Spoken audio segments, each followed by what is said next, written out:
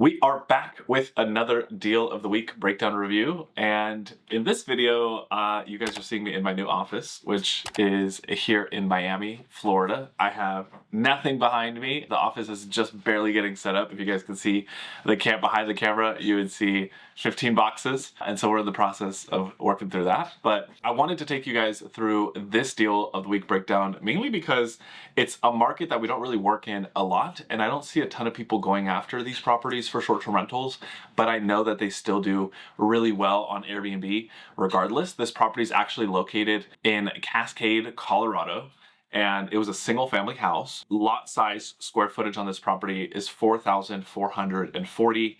Living square footage is 2,263, which is pretty big for a property at this price point, like especially compared to some other markets. It's a 3-bed, 2-bathroom house, and it was on the market for 38 days. Now, houses have been averaging sitting on the market for longer anyways. We've been seeing houses sit on the market anywhere from like 60 to 90 days. Regardless, as a buyer in today's market, you still have the ability to negotiate a lot of money up front in seller credits. Seller credits are basically where we ask for the seller to pay you, as the buyer, money towards your out-of-pocket closing cost expenses. So like with every purchase, you're always going to have your down payment, and then you also have closing costs, right? And closing costs are all of your other fees outside of what's being paid for just securing the property. You get a loan and the bank gives you the loan, but you still have to come out of pocket with some money up front. And now there's seller paid closing costs where like the seller has to pay for those. And then there's buyer paid closing costs, which as the buyer, you would have to pay for. But our goal always is to try to find ways that we can get the seller to pay for as much money out of pocket for you so that you don't have to come in with any money besides the down payment. That's always my goal. Whether my clients are buying a house to live in, whether they're buying an investment property, my goal is to have my clients purchase a property that allows them to not come in with any money besides just the down payment. And we were close to doing that on this property. I'll walk you guys through those numbers here, literally right now. Let's jump into it. So loan type that we used for this client was a conventional loan, which conventional financing is like the most traditional type of loan program that people use when they're getting into a property.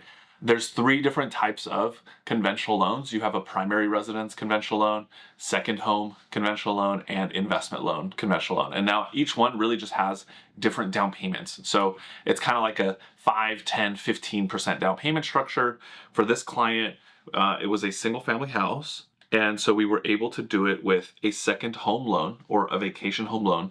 Those two are really just interchangeable. But it was at a $500K purchase price. So we purchased it for $500,000.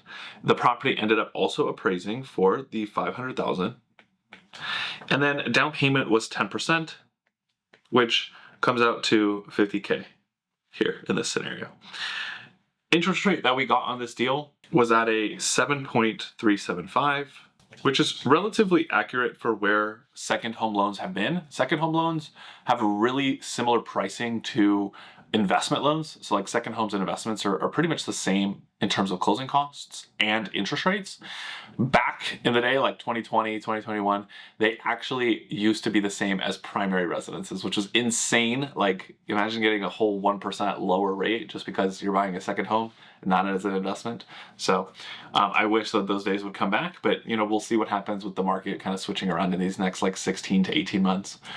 We ended up doing this as a 30-year fixed. And so principal and interest on this property came in at $31.08 with 4 cents.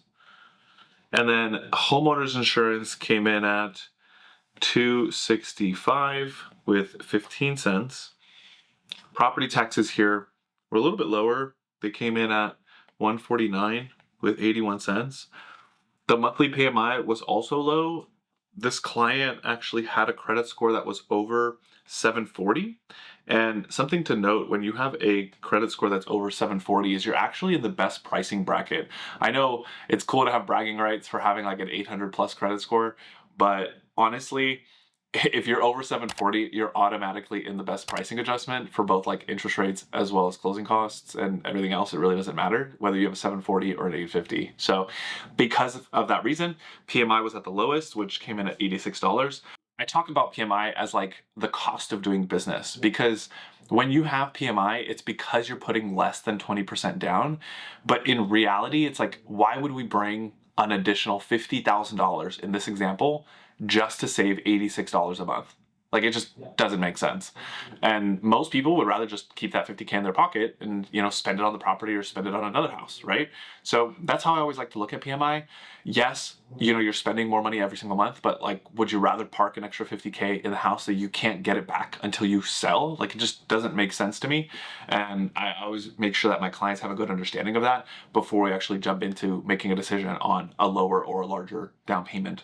Total monthly payment for this property came in at $36.09 with 25 cents. Now, jumping into closing costs as well as seller credits, the closing costs on this actually came in at $19,810 with 16 cents. That's total closing costs, not like real fees in terms of what the client was paying for closing costs. It includes escrows as well, which escrows are essentially a bank account that your mortgage company will hold for you, and then they make payments for you for property taxes and homeowners insurance.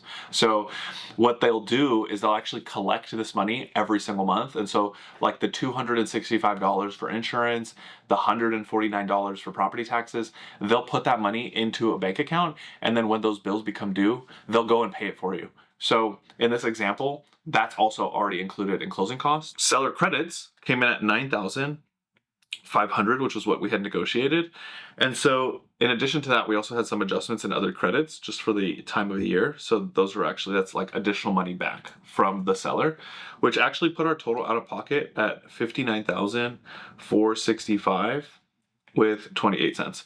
You can see we kept it really, really close to just the down payment, right? I mean, yeah, we're 10,000 short, but 59 versus 50,000 versus even coming in with 70,000, the client is now going to be able to put that additional $9,500 that he saved on closing costs, because we got the seller to pay for it, towards amenities and design and furniture and other things that he wants to do to the property. I always love talking about seller credits. It's one of the best ways to get into a property where we can minimize your out-of-pocket so that you can save more money for future deals. And once you start to get really deep into real estate investing, you realize that we can find the bank who's going to get you the loan. We can find the realtor in the area who's going to find us the deal. We can find the deal itself. We can review the numbers on the deal itself, but finding the money for the deal is always the hardest part. So if we can save more money up front, why not do it? I hope you guys found this deal of the week informative. As always, if you guys are looking to purchase, refinance, you want home equity lines, home equity loans, my team and I, we cover the entire US for financing. We do absolutely everything. We have over 3,000 different loan programs that are accessible across our 100+ different lenders that we work with. And so if you need anything at all real estate related, whether you need a realtor contact, insurance, title company, or a bank who's gonna help you finance your next deal, my team and I are here to support you guys. So I will see you guys in the next deal of the week. Peace.